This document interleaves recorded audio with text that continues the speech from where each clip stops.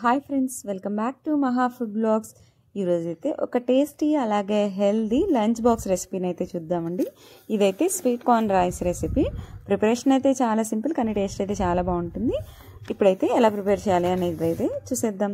Stove on చేసేసుకొని ఒక బాండీని అయితే పెట్టుకోవాలండి. అందులో ఒక 2 స్పూన్స్ ఆయిల్ని యాడ్ చేసుకున్న తర్వాత ఒక ఉల్లిపాయ, ఒక క్యారెట్, అలాగే కొన్ని స్వీట్ కార్న్స్ అయితే యాడ్ చేసుకోవాలి. అలాగే మరొక స్పూన్ అల్లం వెల్లుల్లి పేస్ట్, కొంచెం కరివేపాకును కూడా యాడ్ చేసుకొని అంతా అయితే ఒకసారి ఇలా కలిపేసుకోవాలి.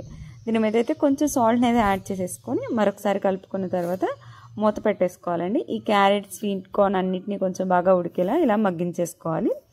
ఇలా మగ్గిపోయిన తర్వాత ఇందులో అయితే రైస్ యాడ్ చేసుకోవాలి. రైస్ని అయితే మనం ముందుగానే ఉడికించేసుకొని చల్లార్చుకొని పక్కన ఉంచుకోవాలి. ఈ రైస్ని కూడా ఇందులో యాడ్ చేసేసుకోవాలి. ఇలా రైస్ మొత్తం యాడ్ చేసిన తర్వాత మనమైతే ఇప్పుడు ఇందులో సాల్ట్ని అయితే యాడ్ చేసుకోవాలండి. మీరైతే మీ టేస్ట్ చూసుకొని టేస్ట్కి తగ్గట్టుగా సాల్ట్ని అయితే యాడ్ చేసేసుకోండి.